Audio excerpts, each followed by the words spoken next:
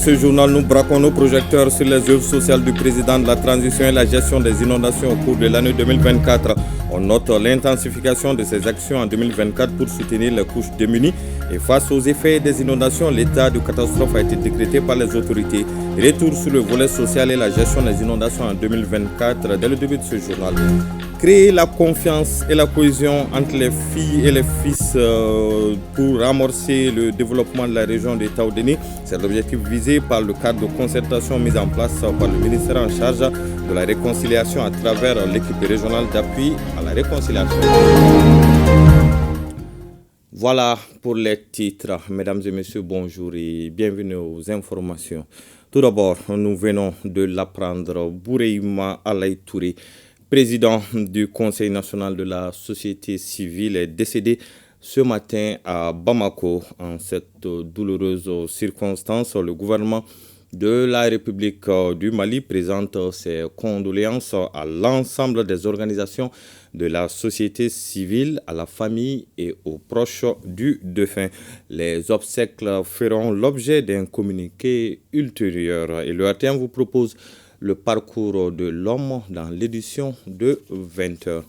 Je vous l'annonçais dans les titres. Clin d'œil aujourd'hui sur les œuvres sociales du président de la transition. Vous le savez, le chef de l'État, le général d'armée Assimi Goïta, depuis son investiture, a décidé d'investir les 2/3 de son fonds de souveraineté dans les actions humanitaires pour le bien-être des populations. Courant 2024, ces œuvres sociales multiformes ont été intensifiées à travers le pays pour soutenir justement les couches démunies. Autre volet géré avec clairvoyance par le président de la transition en 2024, ce sont les inondations qui ont affecté de nombreux citoyens. Face à l'ampleur de la catastrophe naturelle, les autorités ont décrété l'état de catastrophe nationale, un acte fort visant à mettre en place des stratégies pour circonscrire les conséquences de ces inondations. Retour sur le volet social et la gestion des inondations en 2024 avec Arédjou Matina. En 2024, notre pays a été sérieusement secoué par les effets du changement climatique marqué par des pluies diluviennes pendant l'hivernage. Ces pluies ont provoqué des inondations qui ont énormément affecté les populations. Ainsi, plusieurs endroits du pays ont été inondés, causant des pertes en vie humaine et des dégâts matériels considérables. Ces inondations aussi ont occasionné encore des pertes de vie humaines par suite de ces inondations. Qui a totalisé à peu près 10 309 personnes sinistrées. Nous sommes au mois d'août déjà et dès l'entame de la saison, nous cessons d'informer nos populations, d'alerter les populations par rapport au risque d'inondation. Nous aurons de la pluie jusqu'au mois de novembre. Nous entamons la phase pic présentement. La nécessité d'agir plus vite au plus haut niveau de l'État était plus que jamais attendue. C'est ainsi que le chef de l'État va décréter l'état de catastrophe nationale. Une mesure de grande portée qui en appelle également à une mobilisation générale. Le président de la transition a instruit de prendre un décret déclarant l'état de catastrophe nationale, qui est une décision très importante, une décision politique très importante, qui peut nous autoriser à mobiliser tous les moyens de l'État dans le cadre de l'assistance et de la protection des personnes face à ces différentes catastrophes. Et la deuxième grande décision prise, le président de la transition a mis à la disposition du gouvernement 4 milliards au profit du comité interministériel de gestion des crises et catastrophes pour prendre en compte certains besoins très urgents. Et parmi les mesures urgentes prises, la poursuite de la sensibilisation sur les risques d'inondation, l'interdiction formelle d'attribution des parcelles à usage d'habitation dans les zones à risque, le curage des collecteurs, des caniveaux et des jonctions des voies d'écoulement d'eau, sans oublier la mobilisation des fonds pour apporter assistance aux victimes et renforcer le stock national de sécurité. Le commissariat à la sécurité alimentaire ayant participé à cette opération à hauteur de 279 tonnes sur l'ensemble du cercle de Bla, et la commune du Bla a été concernée pour 49 tonnes qui ont été immédiatement acheminées. Et cet apport-là vient accompagner pendant 48 heures le temps que les autres partenaires mettent en place tout ce qui est non-vivre. Pour s'assurer du bon fonctionnement du centre de coordination et de gestion des crises, qui était activé déjà en mode crise par le ministre de la Sécurité et de la Protection civile, après avis du Premier ministre, le président de la transition effectue une visite au SECOGEC. Objectif, évaluer la situation d'inondation à travers le pays. Je voudrais, à travers cette visite, féliciter et encourager de vive voix tous les hommes et femmes qui opèrent dans des situations extrêmement difficiles pour secourir et assister nos concitoyens. Je voudrais, à cet effet, comme quelques cas d'inondation ont enregistré des pertes en vies humaines, et profiter de cette occasion et présenter mes condoléances aux familles éprouvées et surtout souhaiter prompt rétablissement aux blessés. Je voudrais aussi saluer la bonne coordination entre les départements ministériels et les demander à plus de détermination et d'engagement pour lever ces défis. Autre volet, les œuvres sociales. Il s'agit là de la mise en œuvre de l'engagement du président de la transition, le général d'armée Assimi Goïta, à soulager les personnes démunies. Ces œuvres se sont poursuivies. L'implantation des fourrages et des remises des kits alimentaires ont été intensifiées à travers le pays, surtout pendant le mois béni de Ramadan, avec l'opération Sunkalo Solidarité. Bon nombre d'établissements ont obtenu des kits scolaires ainsi que du matériel informatique. On a inauguré plein de fourrages dans les écoles. Aujourd'hui, en plus de l'inauguration des fourrages, le président de la transition a décidé de remettre 5 ordinateurs à chaque fourrage. C'est-à-dire, là où on a inauguré les fourrages dans les écoles, le président de la transition a décidé de donner 5 ordinateurs et 10 dictionnaires. Donc c'est traduire son engagement envers l'école malienne en général et les démunis. L'initiative du chef de l'État s'est traduite aussi par plusieurs autres œuvres sociales, rénovation, construction et équipement d'école. Avant, il y avait des pénuries d'eau chez nous, à Kula Sukura. On partait chercher de l'eau jusqu'au fleuve. Grâce à ces fourrages du président Assimi Goïta, nous n'avons pas ce problème. Que Dieu bénisse Assimi Goïta, que Dieu bénisse les Mali. Des quantités importantes de vivres ont été aussi offertes à la région de Kidal pour favoriser le retour des déplacés. Les œuvres sociales du président de la transition sont une bénédiction pour les familles vulnérables. Qu'il reçoit notre reconnaissance car, au-delà de Takalot, nous avons vu les mêmes gestes à Kidal, à Nefif, à Djelhokiyar, à Tessalit et aujourd'hui à Takalot. Juste un mot, merci. Clin d'œil a été fait également aux ménages réfugiés maliens, burkinabés et nigérians résidant au Burkina Faso. Autre action humanitaire multiforme du président de la transition, c'est l'installation des panneaux solaires sur les ponts Fad et Martyr jusqu'à l'aéroport international président Modibo Keïta Sénou pour renforcer les éclairages publics. Les œuvres sociales se diversifient. Le président de la transition veut apporter son aide aux Maliens en général et des usagers des riverains de ces deux axes. Apporter un peu de commodité au Bamako en général. Aider aussi EDM parce qu'il n'y a pas longtemps, on a remis 25 groupes à EDM, toujours dans le cadre des œuvres sociales. Aujourd'hui, nous sommes là pour le lancement de l'installation de ces lampadaires solaires. Les œuvres sociales vont continuer. Le chef de l'État a agi également pour renforcer le niveau du plateau technique des structures de santé. Le président, à travers les œuvres sociales, a voulu traduire son engagement, son patriotisme par la remise de matériels médicaux aussi CCRF de Bamako et d'autres centres à l'intérieur. Tout ça, c'est l'engagement du président de la transition à travers les œuvres sociales pour montrer sa solidarité.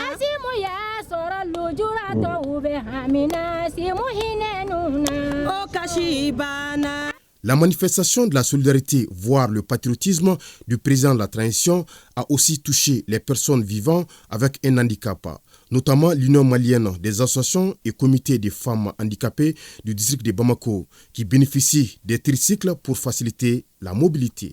Bref, les œuvres sociales multiformes du chef de l'État n'ont pas faibli en 2024. Mieux, elles ont contribué à renforcer davantage la cohésion sociale ainsi que la solidarité agissante qui fait partie des valeurs cardinales de notre pays.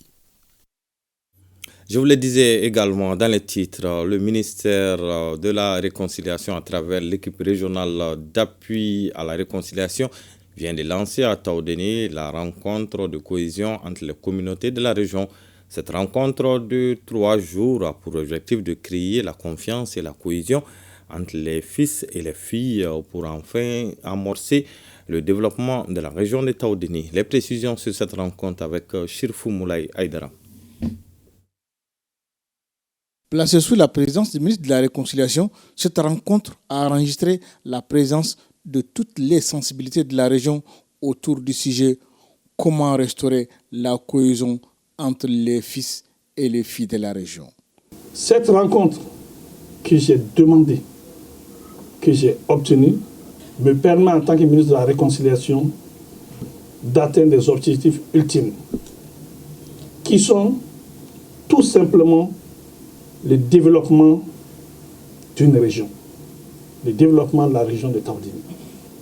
L'objectif ultime pour atteindre le développement, et ça doit se faire avec toutes les populations de Taoudéni qui sont à l'intérieur de Taoudéni, qui sont à l'extérieur de Taoudéni, qu'on va demander à venir et qui sont avec l'État. Depuis déjà 4 ans, votre département s'est attelé à un patient travail de recomposition et de rénovation du tissu social, sachant bien que la paix et la réconciliation sont une quête de tous les jours et qui demeure une question éternelle. Le gouverneur de la région rassure de sa détermination à faire de cette opportunité un véritable déclic vers une paix durable au profit de toutes les communautés.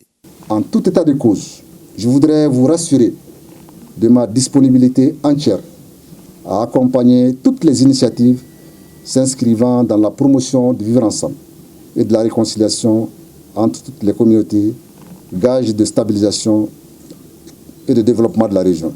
Pour la réussite d'un tel cadre, le ministre Ouagué a insisté sur la sincérité et l'inclusion dans les échanges.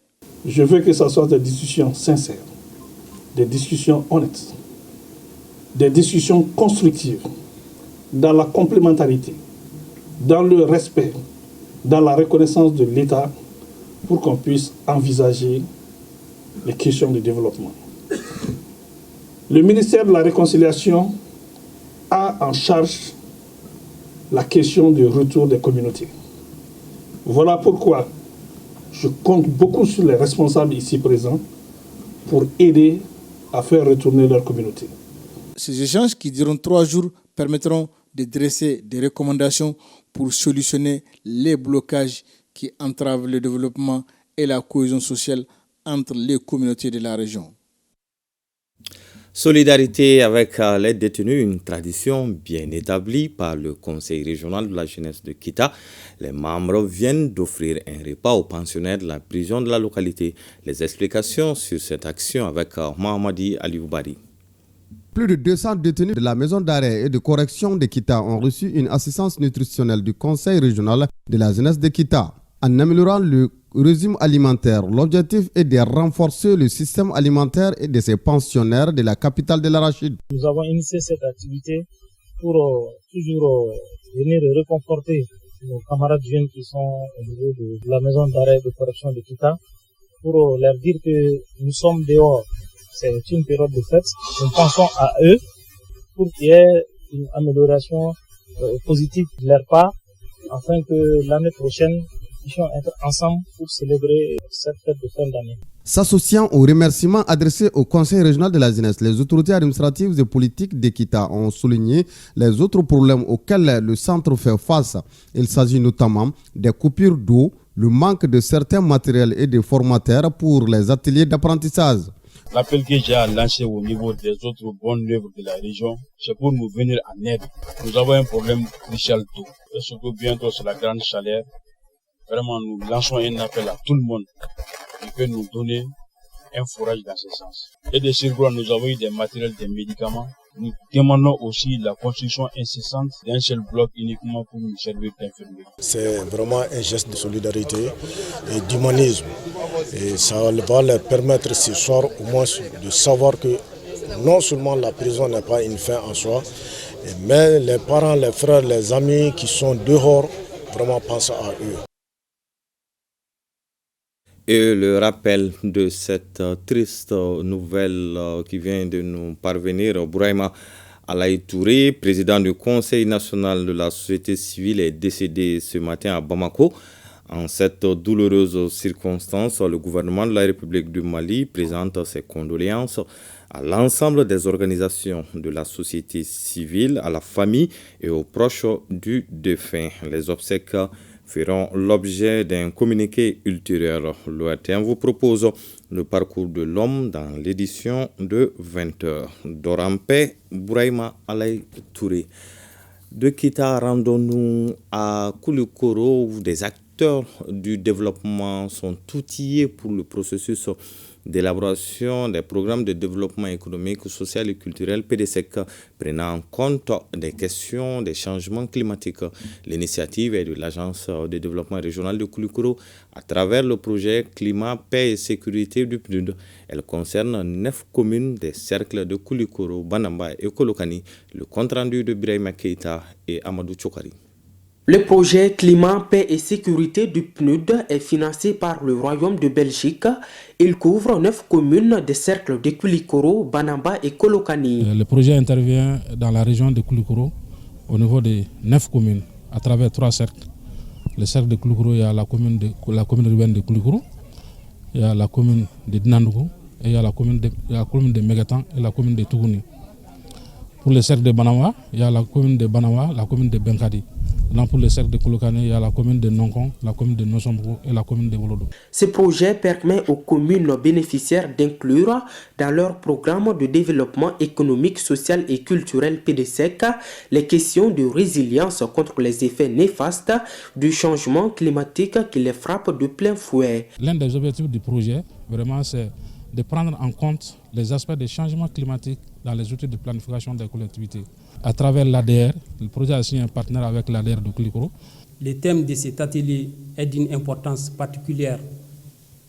En effet, de nos jours, les phénomènes liés au changement climatique affectent de plus en plus les populations des villes comme des campagnes, au plan économique, environnemental et social. La présente session de formation vise donc à doter les communes bénéficiaires d'informations précieuses sur les thématiques qui sont abordées durant ces 2 jours. La nuit du citoyen, une initiative du ministère en charge de la construction citoyenne bat son plein à travers le pays. Cet événement, dont l'objectif est de célébrer et promouvoir une citoyenneté exemplaire en rendant hommage aux individus qui incarnent des valeurs telles que l'engagement, la solidarité et la responsabilité sociale, a permis de reconnaître le mérite de plusieurs citoyens à Koutiala, Nara et Djoila. Le point de ces soirées avec nos correspondants régionaux, Brahima Kone, Idrissa Keita et Daniel Fomba. 4 catégories de trophées ont été décernées au cours de cette première édition de la Nuit du Citoyen. La première ayant concerné le trophée d'excellence en engagement citoyen a pour lauréat Sidiki Badian Doumbia. Le trophée de la femme citoyenne engagée est décerné à Hassan Diallo. Vamara Konate Dichiche est désigné entrepreneur citoyen. Quant au trophée de la redevabilité financière citoyenne, il a été donné à Maman Maïga dit Albert. Je dédie ce trophée à toutes les femmes de Koutiala et les exhorte au travail.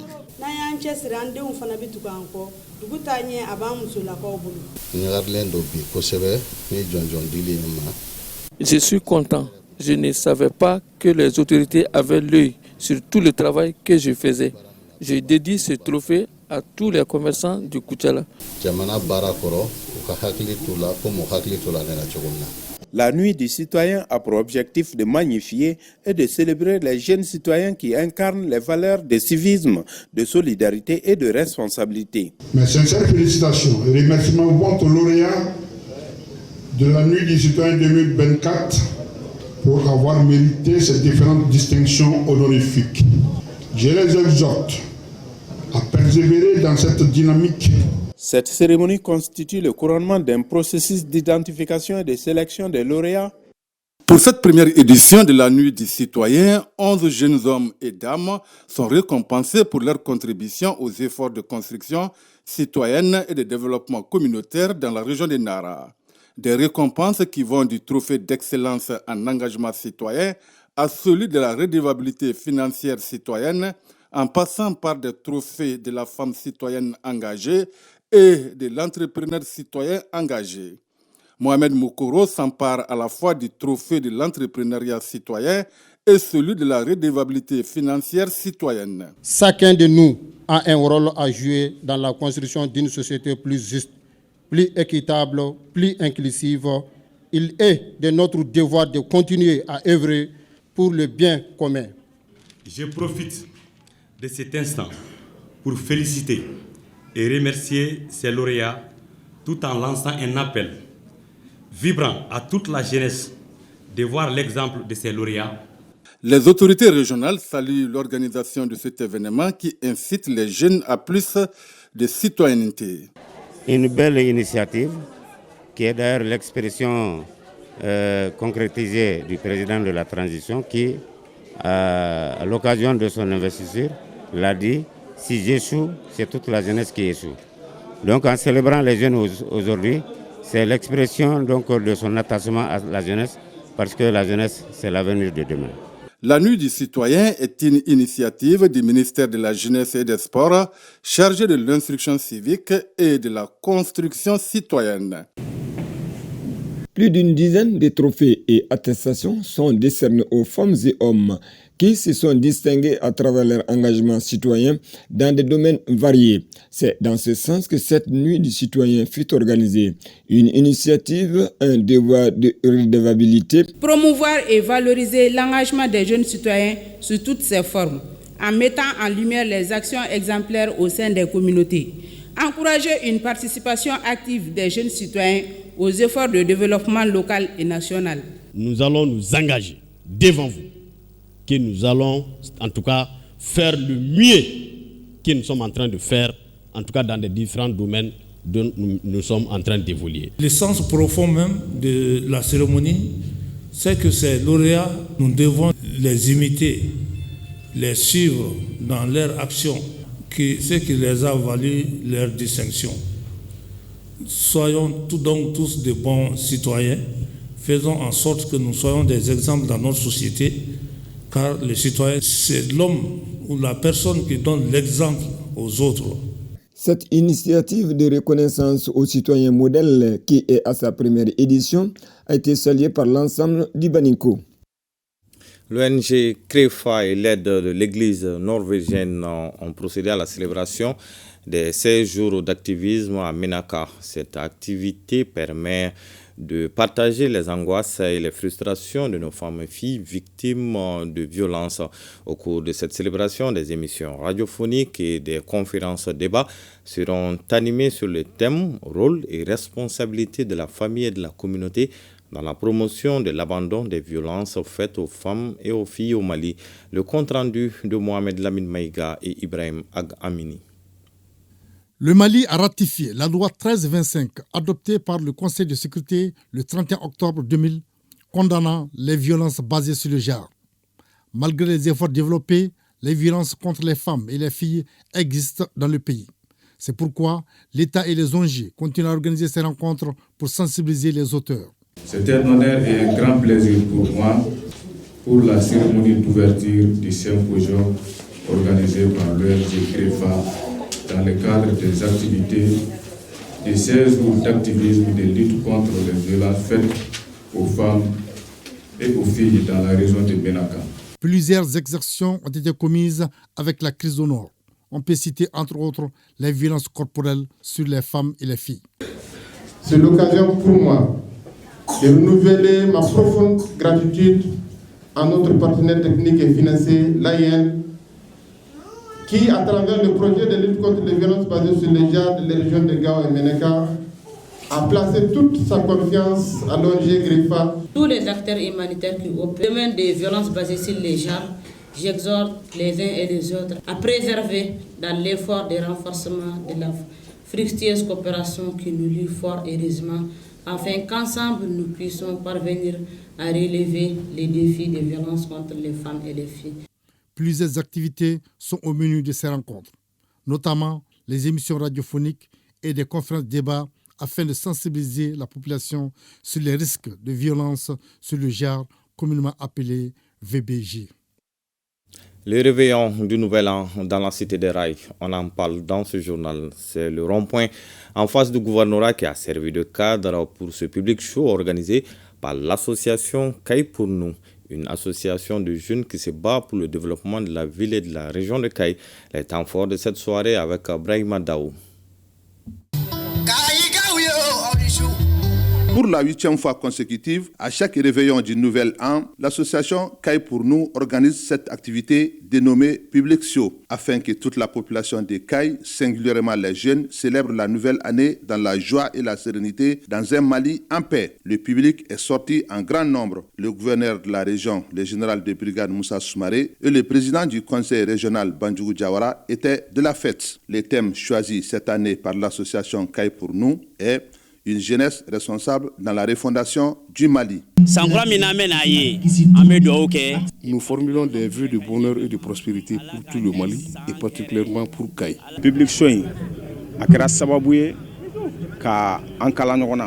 Ce public show a été l'occasion pour unir les Caïsiens et les Caïsiennes. Grâce à ce public show, les accidents de la circulation ont diminué à Caille. Il y a une campagne de sensibilisation. On sensibilise les jeunes de ne pas vraiment consommer les stupéfiants. Ce public show qui nous réunit ici crée la cohésion sociale entre la population, l'unité, la réconciliation et le pardon. Parce qu'aujourd'hui, le Mali en a besoin, particulièrement Caille en a besoin. Outre l'aspect festif de la soirée, un message de sensibilisation contre la consommation abusive des stupéfiants a été adressé à la jeunesse de Caille.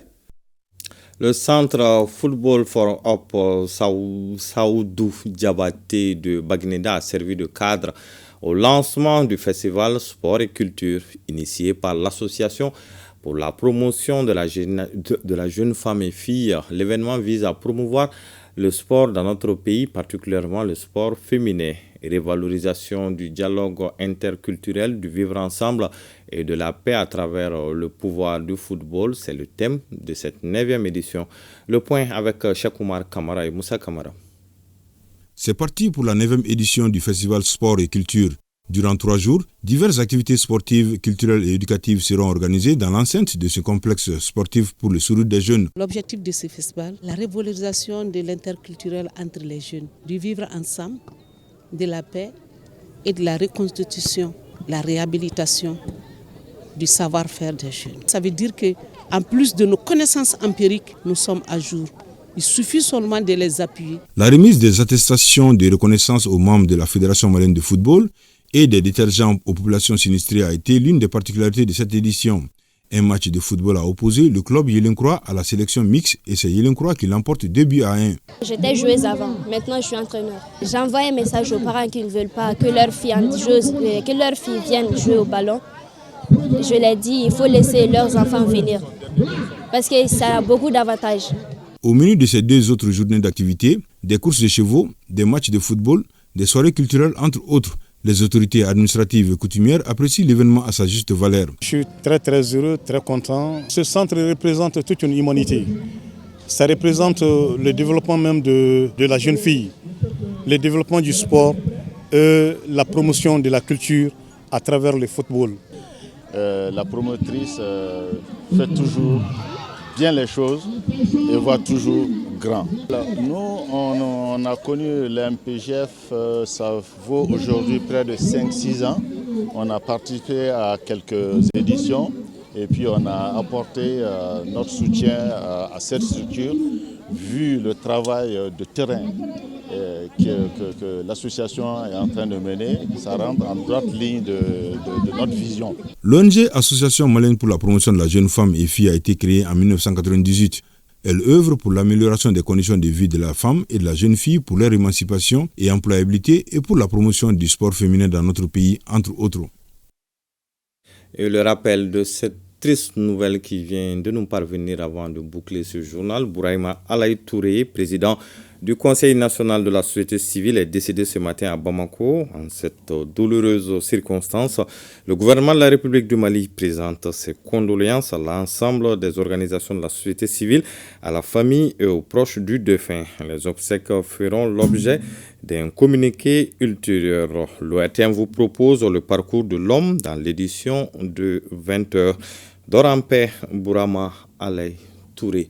C'est sur cette triste nouvelle que prend fin ce journal. Merci de l'avoir suivi et bonne suite de programme sur ORTM 1.